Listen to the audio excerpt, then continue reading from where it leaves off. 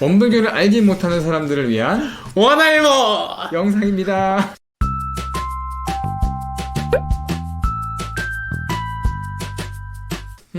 자, 오늘도 중요한 질문을 답변해 드리려고 합니다. 원불교 성직자도 결혼을 할 수 있나요? 그리고 특히 여성 성직자도 결혼을 할 수 있나요? 이런 부분인데요. 그리고 출산도 가능한가요? 성직자 하고 싶었나 보다, 이분이. 남자분이던데 여성 성직자랑 결혼하고 싶은 거 아닐까? 모르겠어. 이 질문. 근데 원불교 성직자 결혼할 수 있습니까? 이 질문은 많고요. 여성 성직자 결혼할 수 있습니까? 출산도 할 수 있습니까? 이 질문은 좀 몇 번 있었어요. 답은 정해져 있죠. 이제는 뭐 세상이 많이 지금은 말할 수 있다. 지금은 세상이 많이 변했기 때문에 yes. 느닷없이 yes? 그 원불교 창시자신 대종사께서는 이제 우리가 불법이 굉장히 좋은 법인데 그것을 이제 출가 위주로 하게 되면은 제가들은 어떻게 공부를 하는가 이제 이런 염려가 있으셨던 거죠. 그래서 출가 제가가 다 공부할 수 있는 방향이 없을까 이제 고민을 많이 하셨는데 그 공부의 방향도 준비하시면서 제도도 많이 보셨어요. 그래서 이제 원불교의 대종경이라는 경전에 이런 내용이 있습니다. 결혼에 있어서도 출세간 공부인에게는 옛날엔 금하게 하였는데 우리는 이제 결혼도 각자의 원에 맡길 것이다. 이렇게 되어 있어요. 자유에 맡긴다 이거죠.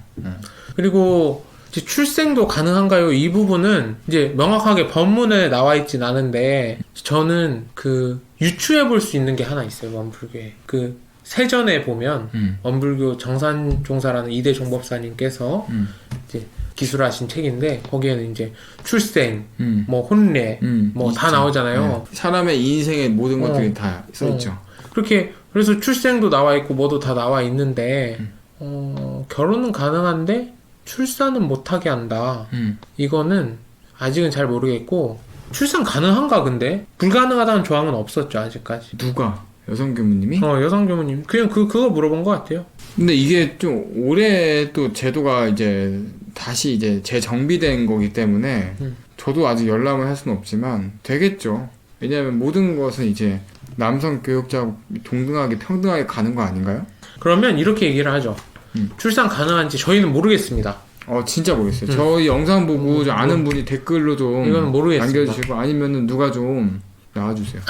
근데 교무님 생각은 어때요? 출산을 해도 될 것 같아요? 아니면 좀 그러니까 나는 개인적인 생각으로는 그래요. 이건 정말 개인적입니다. 오늘의 오늘의 이 질문은 여기까지만 하고요. 나는 개인적인 생각으로 출산은 할 수 있다고 생각합니다. 그리고 아까 정산정사님 이게 법문도에 얘기했듯이 태어나는 것 그 자체가 굉장히 중요한 거거든요. 수도인의 그런 그 법의 그 인과를 따라서 새로운 또 업을 또 받는 그러한 삶은 굉장히 축복이라고 생각해요. 그렇기 때문에 더 나을 수도 있고 안 낳는 건 또 아니라고 또 봐요. 그 못 낳는 경우가 아니라면 저는 이게 필요하다고 생각을 합니다. 하지만 이 출산도 가능한다. 이 질문 자체가 저는 출산을 하는 건 내 자유지만 이 출산에 대한 어떠한 보장이 있는가. 뭐 그런 것도 어떠한 질문일 수도 있다고 생각해요.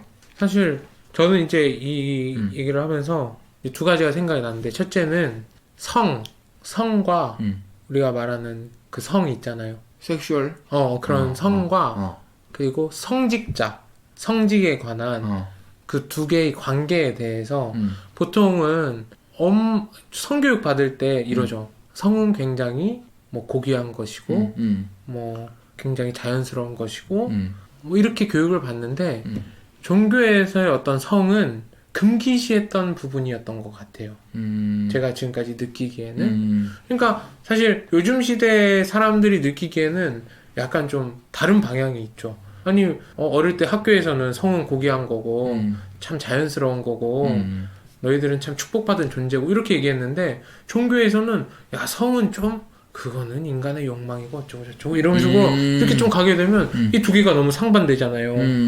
근데 그 옛날에 이제 종교에서 그렇게 볼 수밖에 없었던 부분이 있을 수 있죠.